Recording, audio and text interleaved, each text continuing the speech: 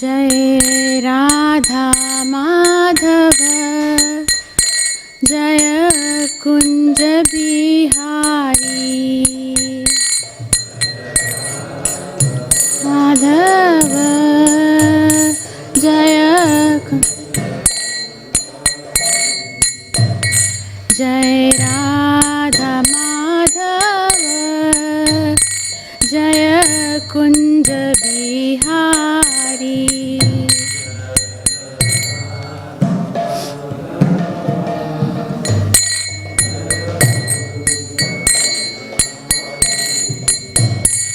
Jai Gopi Jan Vallabh Jai Girivardhari Jai Girivardhari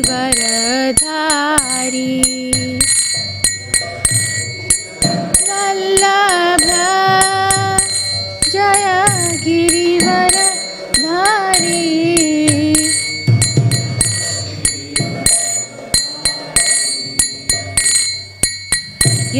Yashodanandan Vraj Janaranjan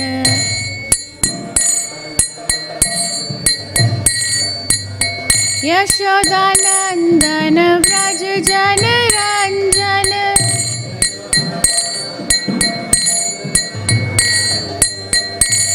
Yashodanandan Vraj Janaranjan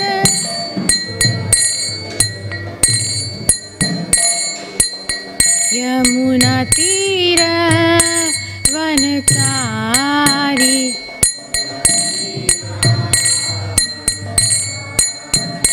Jai Radha Madhav Jai Kunj Bihari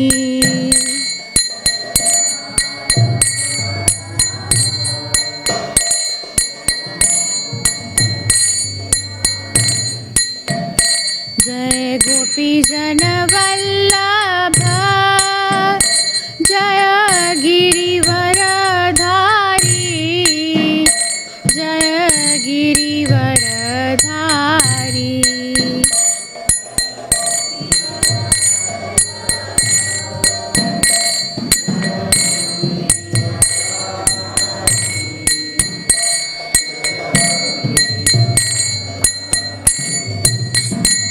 Jai Shri Krishna Chaitanya Prabhu Nityananda Shri Advaita Gadadhar श्रीवासादि Gaur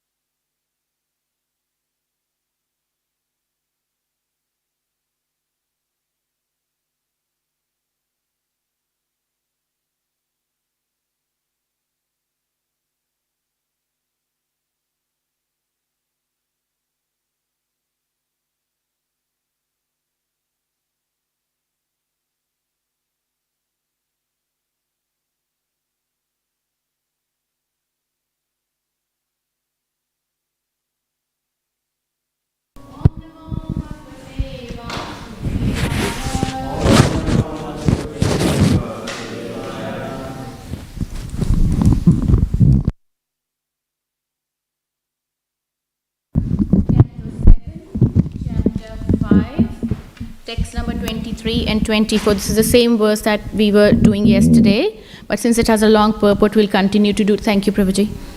So we'll continue from here. Shri Prahlad Uvacha Shravanam Kirtanam Vishnu Smaranam Padasevanam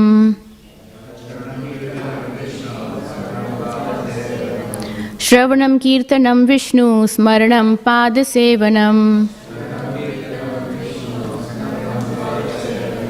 Archanam Vandanam Dasyam Sakhyam Atmanivedanam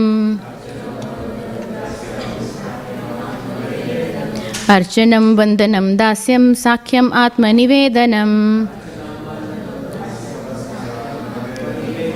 Iti Pumsarpita Vishnu Bhaktischa Navalakshana Iti Pumsarpita Vishnu Bhaktischa Navalakshana Kriyet Bhagavati Yada Tanmane Dhitamuttamam Kriyet Bhagavati Yada Tanmane Dhitamuttamam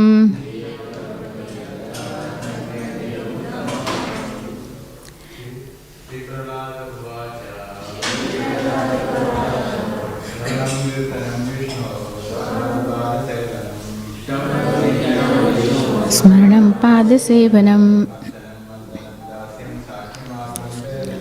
Archanam Vandanam Dasyam Shakyam Atmanivedanam Iti Pumsarpita Vishnu Bhaktischa Navalakshanam Kriyeta Bhagavati Yadda Tanmani Dhitamuttamam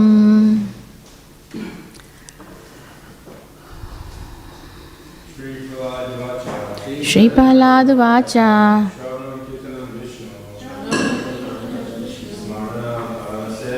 Smaranam Padasevanam Archanam Vandanam Dasyam Sakhyam Atmanivedanam Iti Pumsarpita Vishnu Bhaktischa Navalakshana Kriyeta Bhagavati Yadda Tanmane Dhitamuttamam Shri Prahlad Vacha Shravanam Kirtanam Vishnu Smaranam Padasevanam Archanam Vandanam Dasyam Sakhyam Atmanivedanam Iti Pumsarpita Vishnu Bhaktischa Navalakshana Kriyeta Bhagavati Yada Tanmane Dhitamuttamam Matajis Shri Prahlad Vacha Nam Kirtanam Vishnu Smaranam Padasevanam Archanam Vandanam Dasyam Sakyam Atmanivedanam Iti Pumsarpita Vishnu Bhaktischa Navalakshana Kriyeta Bhagavati Yada Tanmane Dhitamuttamam Shri Prahlad Vacha Shravanam Kirtanam Vishnu Smaranam Padasevanam Archanam Vandanam Dasyam Sakhyam Atmanivedanam Iti Pumsarpita Vishnu Bhaktischa Navalakshana Kriyeta Bhagavati Yadda Tanmane Dhitamuttamam Word for word. Shri Prahlad Uvacha. Prahlad Maharaj said, Shravanam, hearing, Kirtanam, chanting, Vishnoho, of Lord Vishnu, not anyone else, Smaranam, remembering. Padasevanam, serving the feet. Archanam, offering worship. Vidsodasopachara, the 16 kinds of paraphernalia. Vandanam, offering prayers. Dasyam, becoming the servant. Sakhyam, becoming the best friend. Atmanivedanam, surrendering everything, whatever one has. Iti, thus. Pumsarpita, offered by the devotee. Vishnu, unto Lord Vishnu, not to anyone else. Bhaktihi, devotional service. Chet, if. Lakshana, possessing 9 different processes. Kriyeta, one should perform. Bhagavati, unto the Supreme Personality of Godhead. Adha, directly or completely. Tat, that. Manye, I consider. Aditam, learning. Uttamam, topmost. Translation and purport by His Divine Grace, Srila Prabhupada ki Jai.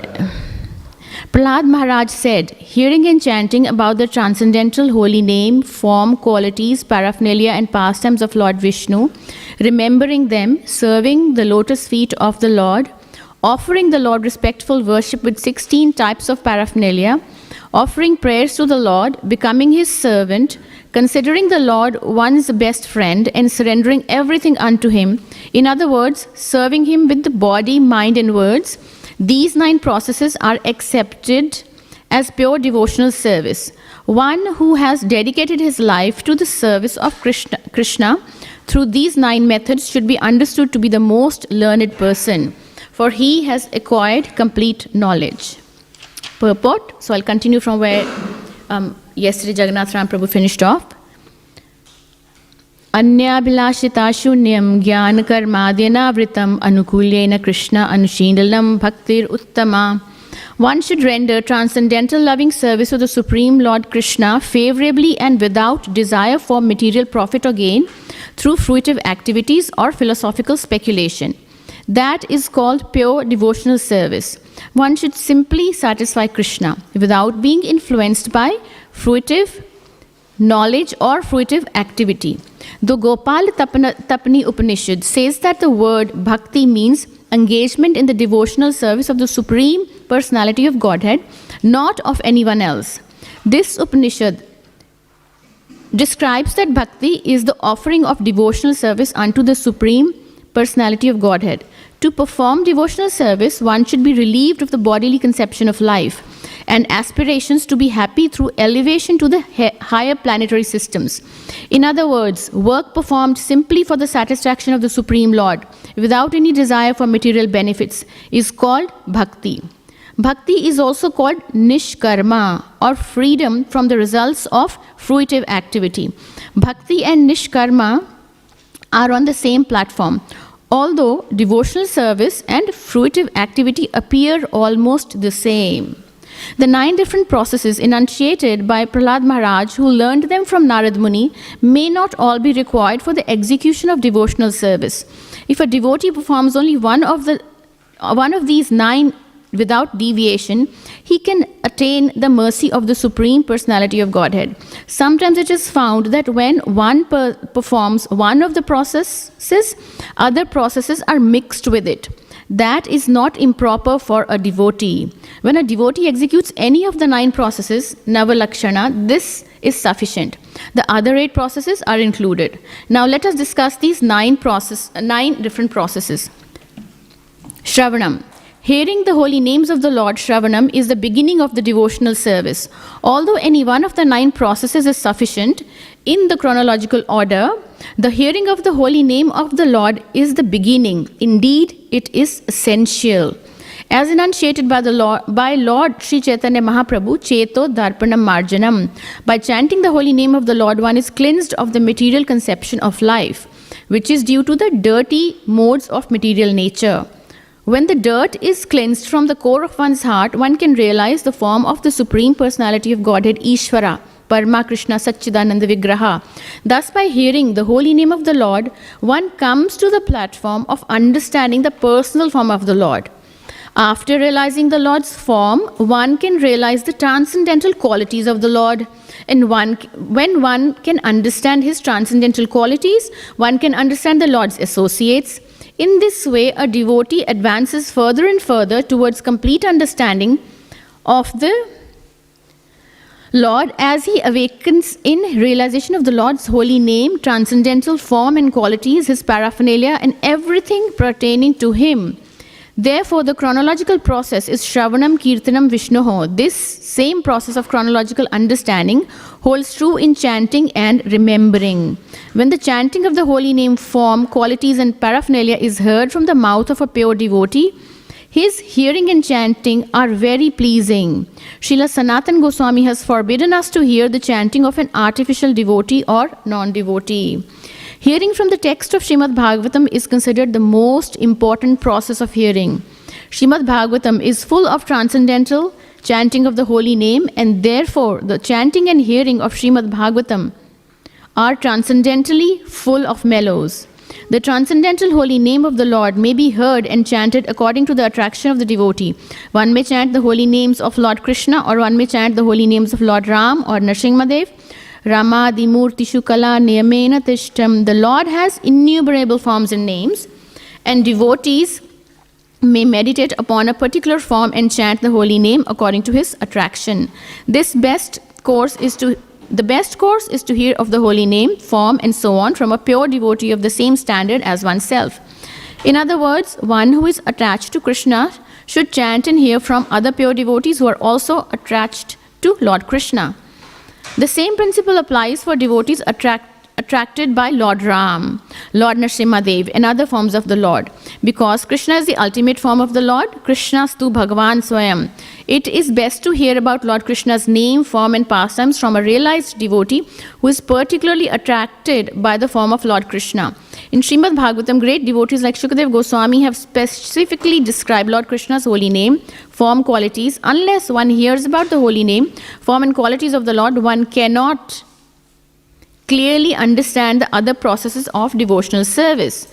Therefore, Sri Chaitanya Mahaprabhu recommends that one chant the holy name of Krishna, Param Vijayate Shri Krishna Sankirtanam. If one is fortunate enough to hear from the mouth of realized devotees, he is very easily successful on the path of devotional service. Therefore, hearing of the holy name, form, and qualities of the Lord is essential.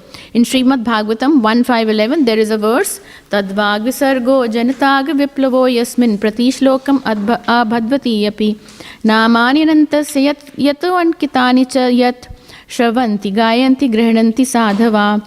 Verses describing the name, form, and qualities of Anantadev, the unlimited Supreme Lord, are able to vanquish all the sinful reactions of the entire world. Therefore, even if such verses are improperly composed, devotees hear them, describe them, and accept them as the bona fide and authorized. In this connection, Sridhar Swami has remarked that a pure devotee takes advantage of another pure devotee by trying to hear from him about the holy name, form, and qualities of the Lord. If there is no such opportunity, he alone chants and hears the Lord's holy name. Om Ajnanatimirandhasya Jnananjana Shalakaya Chakshurunmilitam Yena Tasmai Shri Gurve Namah Shri Chaitanya Manobhishtam Sthapitam Yena Bhutale Swayam Rupa Kadamahyam Tadati Swapadantikam. Jai Shri Krishna Chaitanya Prabhu Nityananda Shri Advaita Gadadhar Shivasadi Gaura Bhakta Vrinda. Hare Krishna Krishna Krishna Hare Hare Hare Rama Rama Rama Hare Hare. Hare Krishna. So Hiranyakashipu is once again questioning his son Prahlad Maharaj. When he questioned his son the first time, and he heard him singing the glories of Lord Vishnu, and he was talking about the spiritual reality and not being on the bodily concept of life, then since being the father and being very fond of his son, he dismissed that matter, saying that, oh, this boy, my little boy, has become influenced by the devotees. They have secretly brainwashed him, and that's why he's talking like this. But now this, and then he sends him away with Chanda and Amarka and instructing them to protect him from the influence of the Vaishnavas, so he doesn't learn devotion to Supreme Lord. And then again, now he's being brought back, and his father is again asking him this question. So in text 22, Hiranyakashipu says, "My dear Prahlad, my dear son, O long-lived one, for so much time you have learned many things from your teachers. Now please repeat to me whatever you think is the best of that knowledge." So this pure devotee Prahlad Maharaj, then he speaks about these 9 processes of devotional service. So this is the best knowledge according to him. So Srila Prabhupada, in his purport, before he goes in detail about these qualities, he mentions a few other things that he says are important. So he says, he mentions the verse Anya Abhilashita Shunyam, right? Anya Abhilashita means any other desires must be 0 or Shunya, right? So we have to come to a stage where these desires have to be minimized, right? Jnana karmadi anavritam. So we are done with jnana, we are done with karma, right? And then anukulena Krishna anushilam. Whatever is favorable for a devotional service, Krishna bhakti, we take that, and whatever is not favorable, we give that up. So in this way, Prabhupada has mentioned that it is important while going into the 9 processes of devotional service. In addition to that, he says these things are also important to remember, that we need to minimize the interactions with the material energy.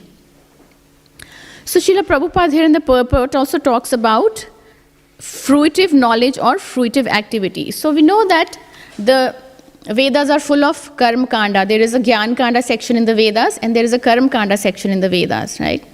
So what are they dealing with? They're dealing with the different aspects, but they are keeping us in this material world. So the Vedas teach us how to live properly, following the Vedic injunctions within this material world. So there are 4 goals of human form of life, right? We know the dharma, artha, kama, and moksha. So Vedas talk about these. When in the good old days, we would always see that dharma means following the religious principles, living life according to the scriptural injunctions. Even if you wanted some opulence or something material in life, still people would follow sacrifices. They would do sacrifices, they would give in charity, they would perform austerity like fasting, or they would go to a holy place, perform austerities there. And in this way, they were following the scriptural injunctions to get artha, material opulence. So dharma would lead to artha, and then what do you do when you have opulence? You engage in sense gratification. But eventually, in the end, people would then renounce all this and start to work towards moksha, how to get out, right? Liberation. So dharma, artha, kama, and moksha. These were the 4 goals of life. But in general, if you see these days, with most of the populations becoming atheistic, nobody cares about moksha, right? You see very few people who have lived a materialistic life, and suddenly at the end of the life, they do not turn to moksha. Why? Because throughout the life, they have not followed the scriptural injunctions. Because if they had, they would understand that eventually they should work towards getting out of this material world. And not just that, if you see, most people these days also are not following dharma to get artha. They're not following the scriptural injunctions to get material needs or to fulfill their material desires if they have any. So dharma is also gone, which means they're not following scriptural injunctions. And how then what is left is artha and kama, which means material positions, material opulence, and then sense gratification.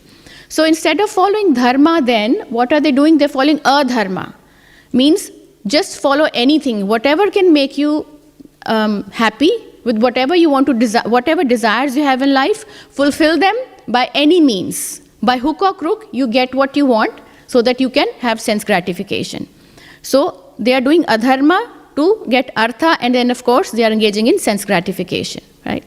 A lot of people, since they believe that this is the only life they have, and death means end of life, right? It brings an end to all enjoyment. So they try to enjoy their life to the maximum capacity, stretch themselves to the maximum, and then enjoy life. So what we see in the present day world is just artha, which is obtained by illegal means, inappropriate means, not confiding with in the scriptures, and then using sense gratification, used in sense gratification. So Srila Prabhupada mentions that this is not appropriate. Why? Because in the Bhagavad Gita we see that Lord Krishna has dedicated one entire chapter to this, right? Because Arjuna asks about different faiths, then Lord Krishna tells him about the divine and the demoniac. He says those who have faith in scriptures, they are divine, and those who do not have faith in scriptures, they will attain demoniac mentalities, right? So when he's talking about the divine and the demoniac, then what does he say? Faith in scriptures. Why do you have faith? Now, we know that Vedic injunctions deal with these 4 goals of life, but at the same time, Lord Krishna clearly says in Bhagavad Gita that if you follow Vedic injunctions, you should know that I am the essence of the Vedas. Vedescha sarve ahameva vedyo. He says, I am the essence. To know me is to know the Vedas properly. To understand the essence of the scriptures is to understand that Krishna is the Supreme Personality of Godhead, which means that if the Vedic injunctions are followed properly, if the Vedic scriptures are understood properly, then we will still come to the conclusion that Lord Krishna is the Supreme Personality of Godhead and that we should engage in devotional service to him, right? Srila Prabhupada also mentions another important point here, and he also in the word for word, he says, unto Lord Vishnu, not to anyone else. Here again in the purport he says that bhakti can only be done to Lord Vishnu or Krishna. It cannot be done to anybody else, to any other devatas. You cannot do bhakti. You see, because bhakti means we engage in some rasa with the Lord. We see the Lord as our son, we see the Lord as our father, or we see the Lord as our friend, sakhya bhav, dasya bhav, vatsalya bhav, in different modes. But you can't have this rasa with other devatas. Like, for example, you can't say, Lord Shiva, let's play ball games, right? You can't say, okay, let's show me around Kailash Parvat, let's go walk around there, right? We don't read about that anywhere, right? We cannot say to Lord Ganesha, okay, let's go have a walk, let's play some games. Because we don't read about those in the scriptures. Mostly the mood with the devatas is that of the mood of awe and reverence. We pray to them, we worship them according to the scriptural injunctions, and then you get whatever you want from them, the desire you place in front of them, and then they fulfill your desires. But the rasa that you can have with Krishna, like he was with his Gopa, the Gopa boys would go with him, the cowherd boys, he would go in the fields. They were in the friendly mood. They would treat him as a friend. They were not in awe and reverence. In fact, in many places, Lord Krishna kills the demons, even if a slight thought comes in their minds that he is supreme or he is absolute, then quickly they would want to not think like that. Even Mother Yashoda doesn't want to think that his son is the Supreme Lord. She just wants to think that his son is a very vulnerable, innocent little boy, just like any other child. And she wants to love him in that mood. So this is what Srila Prabhupada mentions here, that bhakti cannot be done to any other demigod, any other devatas. It can only be done to the Supreme Lord. With the other demigods, we can have a relationship of some ritualistic activities that we perform to get them, to get whatever we want. But as Srila Prabhupada says, that we must respect all the devatas because they are all at elevated positions, which is given to them by Lord Krishna, because they are performing, they're helping the Lord in administrating the affairs of this material world. And then Srila Prabhupada also says, Nishkam Karma Yoga. So he says, devotees may be seen doing activities, and to an individual, to any person, it might seem that we are doing the same things that anybody else is doing, or same routine and same activities. However, he says that the bhakti is similar as nishkarma, means nishkam karma yoga. So, whatever you do, you offer your activities to the Supreme Lord. We do it for the pleasure of the Supreme Lord. That is the difference between mundane activities with the consciousness of focus on the self, and Krishna conscious activities where the focus is Lord Krishna. So, those activities are Krishna-centered, whereas for a non-devotee, all the activities are self-centered. They're focused on the self and the extension of the self, which is the family and rest of the paraphernalia that an individual has. So, and before describing the processes, Srila Prabhupada mentions another interesting point. He says that only one of the devotional processes is enough for us to become perfect and to attain the mercy of Krishna. We don't need to follow all the 9 processes. We can just follow one process, and if we perfect that process, then that's enough. Like, for example, here, this is the pastime of Prahlad Maharaj. And Prahlad Maharaj was expert in smaranam. He was always remembering the Lord. So he could reach that state. And that one was enough to get him to Krishna, to attain the mercy of the Lord. And Shukdev Goswami, he perfected his life by Kirtanam. He spoke the entire Śrīmad Bhāgavatam. And Parikshit Maharaj, what did he do? He was hearing, Shravanam. So just one is enough for them. And Ambarish Maharaj, he engaged in all 9 processes of devotional service, and he too attained perfection. So we see that whether you choose one or whether you can take all up and perform those, you still attain perfection. However, Srila Prabhupada then, when he goes on to describe Shravanam, he says this is one of the most important qualities, and he says it is the beginning of bhakti. Indeed, it is essential, right? So, although he's saying that you can choose any one, and yet he's saying, hearing is essential. That means we only do hearing then. But what he's then trying to say here is that hearing will help you improve the quality of all the others. You see how he goes on in the purport to explain how hearing is important. Because he says when we meet someone, the first thing we want to know is their name, right? Because if we were to describe that person to another third person or to your family, to your parents, who would you say? You first tell them the name. This is the name of this person. So for example, a totally new person comes to the temple and he looks at the deity of Radha Vallabha, they'll say, who are they? So the first thing we'll tell them is that this is Lord Krishna. We tell them their name. So that's why Prabhupada says the first thing that we should try to understand is the name of the Lord. And then he says we just try to understand. After you understand the name, then what are we doing? We're looking at the form of the Lord, right? What does he do? He wears a yellow dhoti and he holds a flute, right? His face is like a lotus face and beautiful smile. And then he's wearing ankle bells. He's got a peacock feather. So this way, we start becoming familiar with the form. So name, form, and then we try to understand the qualities. What qualities does he have? What does he do, right? What does he do? He's an expert flute player, right? What does he do? He lives in the spiritual world and he's enjoying eternal pastimes with his cowherd friends and with the gopis. So in this way, there are different qualities and pastimes that will eventually come to light. So this is what Srila Prabhupada is trying to say, that hearing is the most important. Unless and until you don't hear about someone, you can't become familiar with that person, and then what to talk of becoming attracted towards that person. So that's why hearing is of prime most important. And Parikshit Maharaj, we know that he got cursed by that Shringi boy because he put a dead snake around his father's neck. And Shamika Rishi was in deep meditation. It's not that he was trying to ignore Parikshit Maharaj, but he was in deep meditation. He didn't notice that Parikshit Maharaj was in his ashram and he needed some water.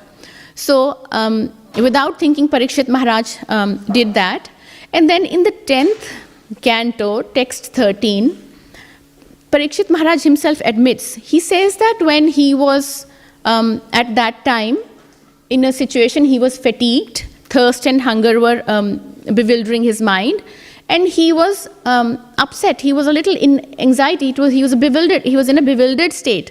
But he says that now, coming up to the 10th canto, he tells Shukdev Goswami that you have narrated to me about all the exalted kings of the moon dynasty, and you have narrated to me all the pastimes of the sun dynasty.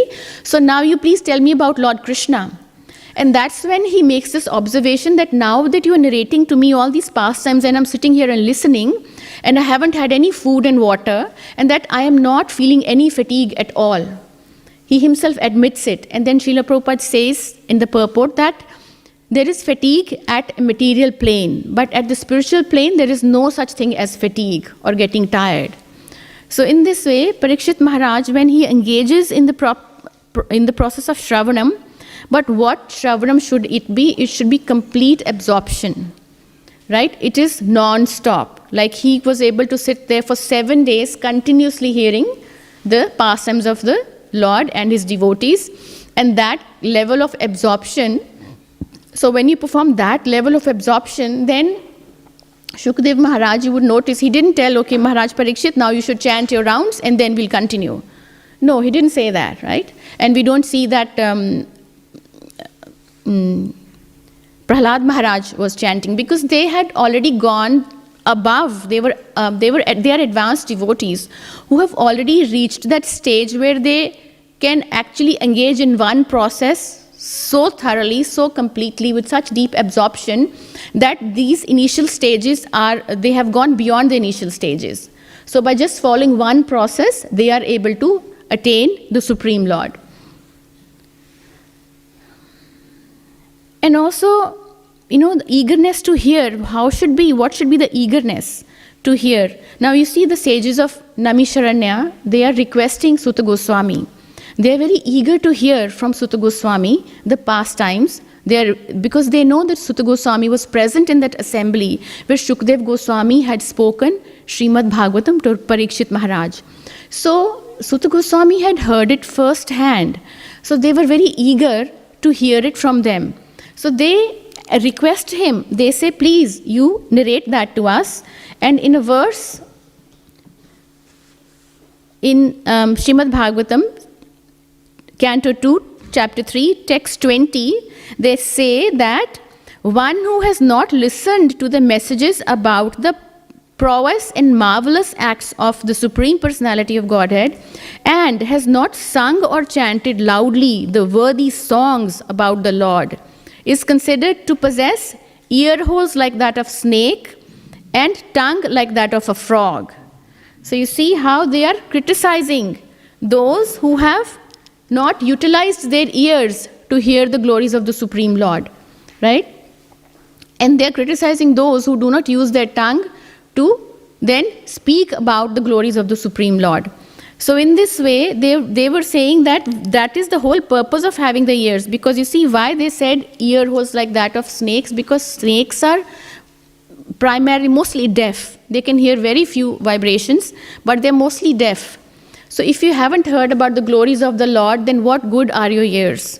So in this way, they were so eager to hear the narrations that Shukdev Goswami had done for Parikshit Maharaj, that they now wanted for themselves, that they were actually glorifying those narrations, those pastimes of the Lord. And there are many other verses as well. Śrīmad Bhāgavatam is full of verses where the pastimes of the Lord are glorified and the devotees are eager to hear about them.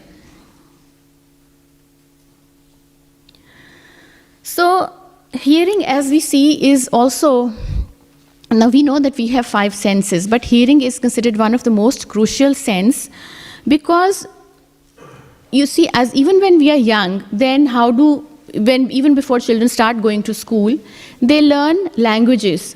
How do they learn? Just by listening to the parents speak a particular language. Then the children are able to pick up that language, and they learn so quickly. Even before they learn how to read and write, just by hearing, they are able to speak, right? So that's why hearing is considered such a crucial sense. Not just that, even when we go to school or college or university, it is by the process of hearing that we learn all the academic subjects in these, or skills in these various places, institutions of learning. So, and it is also said the sound was the first element of material creation, and so which has led to this creation, and then we are here in this material world. And sound alone can deliver us from this material world. And which sound? Spiritual sound, not material mundane sounds. Right? So therefore, hearing is very important. Even we follow different processes, we can follow other processes of devotional service, but hearing will improve the quality of our services. That is why regular hearing is recommended.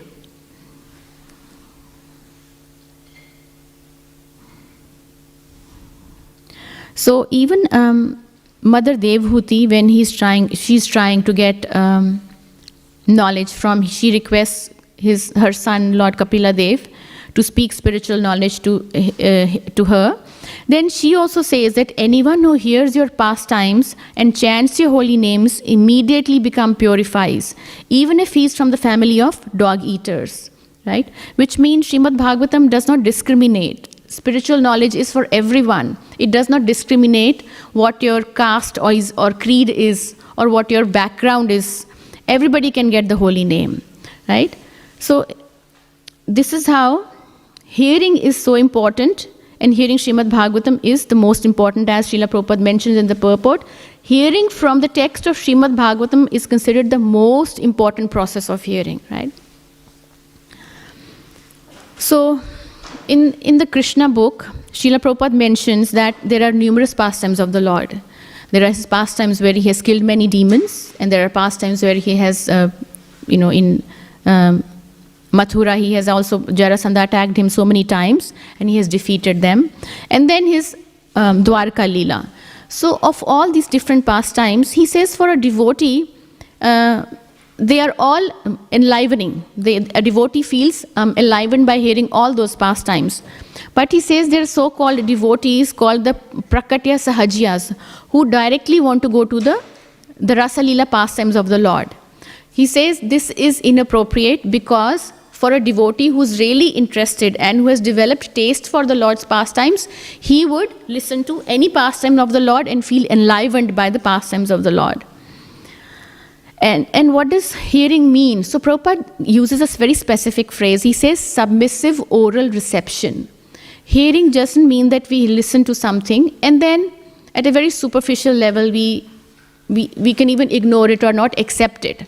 But he says hearing means you actually submissively hear and then you accept it in your heart as this is the absolute truth, you believe in it, and then you internalize it. You have that in your mood. Yes, this is what I have been told by senior Vaishnavas, by devotees, right? In Bhagavad Gita also Krishna says, Tad vidhi pani pratena pariprashnena sevaya. Upadekshindite jnanam jnanina tattva darshana. So hear from him submissively, render service unto your spiritual master, and he can unfold the truth to you because he knows it, he has realized it. So only who has realized this knowledge can actually impart that knowledge to you. So in this way, Srila Prabhupada, that's why he says submissive oral reception. Oral means A-U-R-A-L. The word means through the ears. So we are hearing through the ears. And reception means we receive it, not that we listen and then we reject it or we just ignore it. We don't do anything about it. That's not the mood. He says you receive it means you accept it in your heart. Yes, this is the actual knowledge and I want to follow it. That is called submissive oral reception. Now, in the Krishna book, Srila Prabhupada has mentioned the pastime of Rukmini Devi. Rukmini Devi was the daughter of King Bhishmaka, who was ruling the province of Vidarbha in the northern parts of Bharat at that time. So, because King Bhishmaka was a very pious king, so lots of sages and saints, including Narad Muni, would come to his kingdom, and he would very respectfully receive them, hear from them, and he would get their blessings. So Rukmini Devi, even when she was just a young girl, she used to get the opportunity to serve them and to hear from them. And what would they speak? They would speak about different pastimes of the Lord. They would speak about Lord Krishna's killing of the demons, his Mathura Leela and his Dwarka Leela. So just by hearing from the sages about the glories of the Supreme Lord, Rukmini Devi became so attracted that she wanted to surrender to the Supreme Lord. She said that I want to surrender to the Supreme Lord. I want to become a maid servant for him for the rest of my life, right? And then, but his brother, Rukmi, she had 5 brothers. Rukmi was the oldest. Now, although everybody, including King Bhishmaka, his wife, and all other family members agreed that Rukmini Devi, it would be nice if Lord Krishna would accept her as his wife. That was also her desire, and that was also the desire of all the family members. But Rukmi was inimical towards Lord Krishna. And Rukmi had a friend Shishupal. So he wanted his sister Rukmini to marry Shishupal. That's why then the marriage had to be arranged, because King Bhishmaka was, this Rukmi was his eldest son, so he had to agree. But Rukmini Devi, then what does he do? We all know the Rukmini Patra. She sends a letter through a Brahmana to Lord Krishna, and in that letter she admits that she is completely surrendered to Lord Krishna and that she wants to serve him. And then Lord Krishna, we know that how kind he is and how he reciprocates. And all these years she had grown up appreciating and loving Krishna. So with that deep love and respect, it was reflected in that mood, in that letter that she sent. Then Lord Krishna immediately agreed to come and take her. So it's mentioned that Lord Krishna, even though it is thousands of miles away, when Lord Krishna got that message from the Brahmana, overnight he traveled on his divine chariot, and then he reached Vidarbha, where she was in the Durga temple, as is mentioned, that she had gone to take darshan, blessings of the Durga Devi. So there Lord Krishna comes and takes her. Now it is mentioned that she is very tactful. Being the daughter of a Kshatriya, she didn't want any bloodshed. And a lot of other princes had come there for her Swamvar ceremony. But at the same time, she didn't want that there should be bloodshed. So she only advises Lord Krishna in that letter that I will be there in the temple at this time, so you please come and take me. So this was her level of surrender and her appreciation for the Lord, and it only developed through hearing. She had never seen him. She had not seen his form. She had never seen all these pastimes, but she had only heard them through the mouth of the pure devotees, which is another point that Srila Prabhupada has mentioned multiple times in multiple statements in this section, that we must hear from pure devotee of the Lord. So when we hear from pure devotee of the Lord, then that has an impact of purifying our heart, and then that pastime really it attracts us. The pastimes of the Lord attracts us. So this is how hearing is so essential. So Srila Prabhupada says hearing is one of the essential, the most essential parts of our devotional service. Then he says, then in Chaitanya Charitamrita also it is mentioned, Srila Prabhupada mentions that the seed of devotion, the seed of bhakti can only be watered by hearing and chanting. Chanting regularly and hearing the holy names of the Lord, it will help us improve help us develop the seed of bhakti. It will grow. And then Lord Chaitanya Mahaprabhu, he himself says that only by devotional service, beginning with hearing, one can approach Supreme Personality of Godhead. This is the only means to approach him. Bhagavan prapti hetu kari upaya, Shravanadi Bhakti Krishna Praptir Sahaya. This is in Adi Leela, he mentioned 7.141. That for the sake of getting the bhakti towards Lord, what do we need to do? We need to engage in hearing. So the hearing process is very essential. And if you see, even our acharyas and Goswamis, they have demonstrated, right? They used to chant a fixed number of rounds every day. So they have set an example for us that we must hear and chant. And one might think that so as practicing devotees, we struggle with attentive hearing. So we chant, but it doesn't reach our ears, right? So if you see, there is only so much difference between our mouth and our ears. How far apart are they? But looks like the whole world fits in between, and whatever comes out of our mouth doesn't reach our ears, right? So that is, but as practicing devotees, it is said that the more we hear Śrīmad Bhāgavatam, the quality of chanting will improve. So hearing and chanting, they are the most crucial parts. And then Lord Krishna also says in Bhagavad Gita, what does he say? How are they hearing? Mad chitta mad gata prana bodhyanta parasparam kathayantasth mam nityam tushyanti cha ramanti cha. So the thoughts of my devotees always dwell in me, right? And how can they do that? Because they derive great pleasure in always enlightening one another and conversing about me. So what do two devotees do when they meet? They talk about the pastimes of the Lord.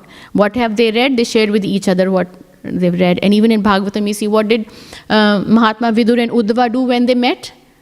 They were reminiscing the pastimes of the Lord. They were missing him, and they were talking about how, the Lord performed different pastimes and how he was doing when he was there with them. And then different devotees, and Maitreya Muni and Mahatma Vidur. So when these great devotees meet, all they do is they talk about their Supreme Lord, right? So for them, it is Krishna consciousness or talking about the Lord comes very naturally. So they have to, make a conscious effort to divert their mind from there and attend to their bodily needs or other needs. But for us, we are so much in our body consciousness in attending to our personal needs and our extended family needs that we have to make a conscious effort to become Krishna focused. So, but the more we hear, like Śrīmad Bhāgavatam, it says, Nashta praishu bhadreshu, all that is troublesome to the heart, all that is impure, will slowly go away only when we hear Śrīmad Bhāgavatam on a regular basis. Right? And Srila Prabhupada has made this very nice program in our temples that every day morning we hear Śrīmad Bhāgavatam. The first thing is we worship the Lord, we take darshan of the sweet Lord, and then we hear Śrīmad Bhāgavatam.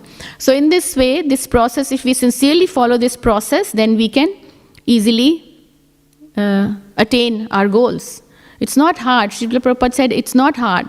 It's simple for the simple, but it is complicated for the complicated-minded. Okay, I think I'll stop here and I'll ask if anybody has any questions, comments, or corrections. Yes, Prabhuji. Hare Krishna Maharaji, thank you for a wonderful class. In the purport, Prabhupada says that we can perfect our Krishna consciousness just through one of these processes, but then through one of these processes, all the other 8 processes are also included. I just want to understand, for example, if we just practice Shravanam, how does the process of Archanam is included in that? How does that work? Prabhuji, different process. So Shravanam, he says, is the beginning process. So he's saying that how is Prabhupada, how Prabhupada mentions here that in one process, many processes may be included, or when a devotee executes any one of the 9 processes, that is sufficient. The other 8 processes are included. Now let us discuss these these 9 different processes. Okay. So you see how when you say, for example, when you're doing deity worship, right? Then at that time you are looking at the form of the Lord, right? So the remembrance automatically comes, right? So similarly, when you are hearing, then at that time, eventually what will it do? It will inspire you to chant, right? So when you've heard some nice pastime of the Lord, how can you not share it with another person, right? It's the eagerness and the enthusiasm that comes in you, and you engage in all other devotional processes, right? So it is very contagious. What Prabhupada is trying to say here is these processes are very contagious. If you engage in one process sincerely, then automatically you will be involved in other processes. That's my understanding.